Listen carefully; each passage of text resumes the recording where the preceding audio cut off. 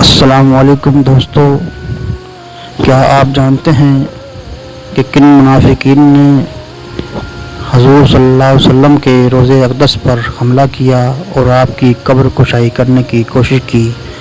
آج اسی زمرہ میں آپ حضرات سے بات کریں گے۔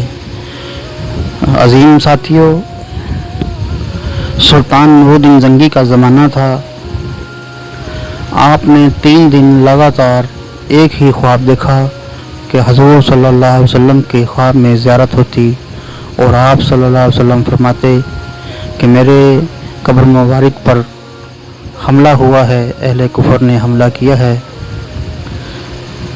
اس کی حفاظت کرو۔ جب تیسرے دن خواب آیا تو نور الدین زنگی رحمۃ اللہ علیہ نے باقاعدہ مدینہ شریف میں آ کر ایک ایک گھر کی تلاشی لی اور سب حضرات سے اس کی معلومات کی۔ سب نے کہا کہ ہم نے ایسا نہیں کیا اور نہ ہی کسی مشکوک کو یہاں آتے دیکھا ہے۔ البتہ 2 بھائی یا 2 ساتھی ایک گھر میں رہتے ہیں، لیکن اخلاق اور پیار کے حساب سے دیکھا جائے تو وہ بہت ہی اچھے لوگ ہیں۔ دونوں بھائی بڑے پیار سے پیش آتے ہیں، دونوں بھائی اخلاق کے بھی بہت اچھے ہیں، لیکن نور الدین زنگی رحمۃ اللہ علیہ نے حکم دیا کہ ان کے گھر کی بھی تلاشی لی جائے۔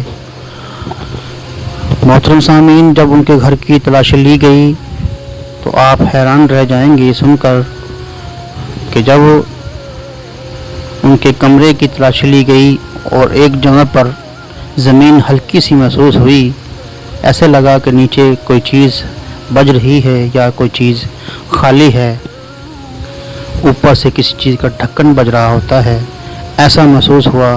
اور وہاں سے جو قالین یا صف جو بچھائی ہوئی تھی وہ ہٹائی تو نیچے سے کیا دیکھا کہ ایک سرنگ جا رہی ہے جو حضور صلی اللہ علیہ وسلم کے روضے کو جاتی ہے۔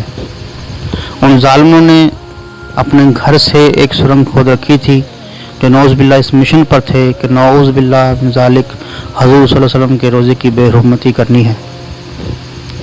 میرے دوستو، حضرت نور الدین زنگی رحمۃ اللہ علیہ نے ان کو سزائے موت دی۔ بہرحال یہ موضوع آج کا نہیں ہے، میں دراصل آپ کو یہ آج بتانا چاہتا ہوں کہ یہ لوگ کہاں سے آئے، کون تھے۔ تو مختصراً دوستو، یہ وہ لوگ تھے جو ایران سے تھے اور مجوسی تھے اور مسلمان بن کر وہاں رہ رہے تھے۔ اسی طرح دوستو، ایک دفعہ اور ایسا ہی سازشوں نے واقعہ رونما کیا جو مدینہ شریف میں ہوا۔ آپ نے دیکھا ہوگا کہ خانہ کعبہ پر حملہ ہوا اور یہ ملعون خانہ کعبہ کے اندر چھپ گئے تاکہ ہمیں کوئی کچھ نہ کہے۔ اس کے بعد مجاہدین گئے، پاکستان کے مجاہدین تھے جس میں فوج بھی شامل تھی، پاکستانی فوج بھی شامل تھی، اور خانہ کعبہ کے پاس گئے اور وہاں پر ایک حکمت عملی اختیار کی تاکہ خانہ کعبہ کی بے حرمتی بھی نہ ہو اور ان کفار کے بھیجے ہوئے سازشوں کو بھی مارا جا سکے۔ آپ جانتے ہیں جو کہ خانہ کعبہ اندر سے گہرائی میں ہے، ڈونگا ہے، تو اس میں پانی بھر دیا گیا، پھر اس کے بعد اس میں کرنٹ چھوڑ دیا گیا جس سے وہ اندر چھپے ہوئے اہل کفر ختم ہوئے، جہنم واصل ہوئے۔ اس کے بعد دوستو، ان کی لاشوں کی جب نشاندہی کی گئی تو پتہ چلا وہ بھی ایران سے تھے اور مجوسی تھے۔ میرے دوستو، یہ آخر ماجرا کیا ہے، یہ آخر معاملہ کیا ہے؟ جو حضور صلی اللہ علیہ وسلم کے روضے پر حملہ کرے وہ بھی ایرانی مجوسی نکلتا ہے، جو خانہ کعبہ پر حملہ کرے، قبضہ کرنے کی کوشش کرے، وہ بھی ایرانی مجوسی ہی نکلتا ہے۔ دوستو، ایک طبقہ ایسا بھی ہے جس کا یہ عقیدہ ہے نعوذ باللہ کہ حضور صلی اللہ علیہ وسلم کے روضے میں ابو بکر عمر رضی اللہ تعالی عنہ کو دفنانا نہیں چاہیے تھا۔ یہ ان کے عقیدے کے خلاف ہے، جس کے در پر، جس کی وجہ سے وہ روضے مبارک پر حملہ کرتے ہیں اور اس کوشش میں رہتے ہیں کہ سعودیہ میں ہماری حکومت آ جائے، مدینہ اور مکہ میں ہماری حکومت آ جائے ताकि हम अपनी मनमानी कर सकें। यही वो लोग कौन थे?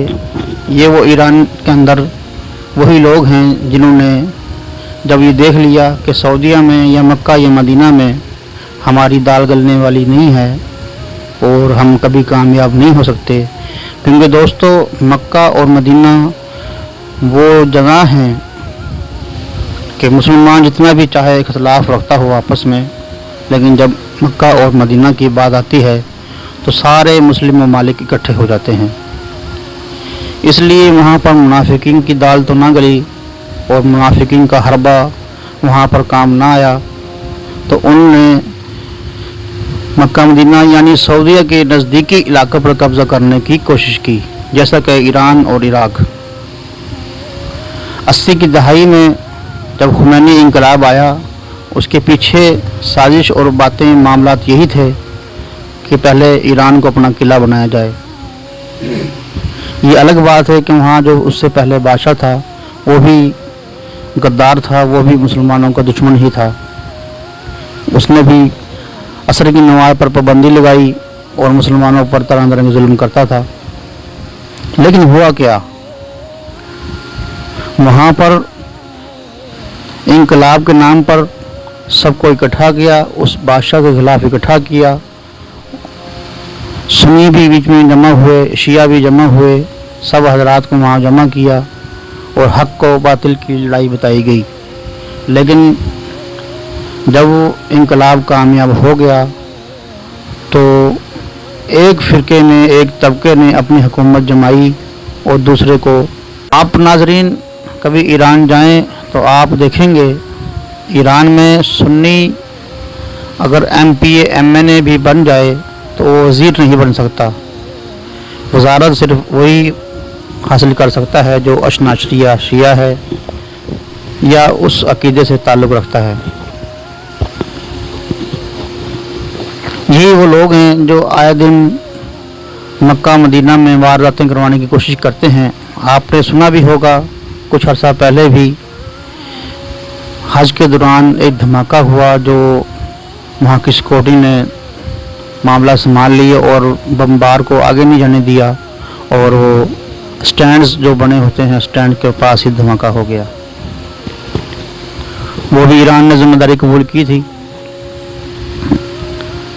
तो ईरान में ईरानी इंकलाब जो खुमैनी इंकलाब था वो अपने सरअंजाम को पहुंचा और बाज़ा जब हुकूमत हासिल करने की बारी आई तो खुमैनी खुद सदर बन गया और अपने हवारियों को ही उसने ओहदे दिए।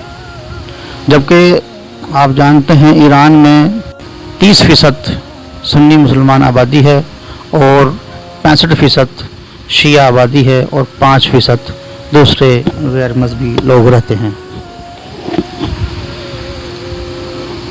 दोस्तों जब उन्होंने देखा कि हम सऊदीया में कामयाब नहीं हो सके, अब चलो यहाँ हुकूमत बन गई है, उसी दौरान पासबान खुमैनी इंकलाब के वो पासबान पाकिस्तान में दाखिल हुए और आपने देखा होगा 1984 में जब उन्होंने लाहौर सेक्रेटेरिएट के सामने धरना दिया और शदीद एहतजाज किया और कहा कि पाकिस्तान में जो दीनियात पढ़ाई जाती है स्कूल कॉलेज में उसको ख़त्म किया जाए, हमारी दीनियत रखी जाए जिसके अंदर इमाम हुसैन को और जनाब 12 इमामों को नबियों का दर्जा दिया जाता है। इस तरह के उनके मुतालबात थे। दौर में एक मर्द कलंदर ने इस बात पर एक्शन लिया जिसको दुनिया आज मौलाना हक नवाज झंगवी के नाम से जानती है। मौलाना हक नवाज झंगवी जो झंग के अयाशी थे, उन्होंने एक तंजीम तश्कील दी जिसका नाम अंजुमन सिपाही सहाबा रखा गया और बादशाह ये जमात सिपाही सहाबा पाकिस्तान के नाम से मशहूर हुई और एक वक्त ऐसा आया कि पाकिस्तान में बहुत ज़्यादा इस जमात ने अरूज पकड़ा और इस जमात ने बहुत ज़्यादा शहादतें दी और उसके बाद इस जमात पर एक पाबंदी लगी और इस जमात को कलअदम करार दे दिया गया। लोगों का कहना है कि अगर ये जमात कुर्बानियाँ ना देती तो आज ये जमात जो ईरान से फितना आया था एक जमात की सूरत में, وہ آج ہمارے گھروں میں ماتم کر رہے ہوتے اور ہم کچھ نہ کر سکتے۔ یہ ان حضرات علماء کرام کی قربانی تھی، جن کی قربانی کے عوض آج ہمارے گھر محفوظ ہوئے، زندگیاں محفوظ ہوئی۔ دوستو، یہ فتنہ آج پھر دوبارہ سے سر اٹھا رہا ہے۔ آج ہمیں بھی زیادہ نہیں کر سکتے تو کم سے کم اس فتنے کو اپنے محلوں میں اپنے گلیوں میں ان کو روکنے کی ضرورت ہے۔ ویڈیو اچھی لگی ہو تو لائک کریں، شیئر کریں۔ چینل پر اگر نئے ہیں چینل کو سبسکرائب کریں۔ شکریہ۔ السلام علیکم۔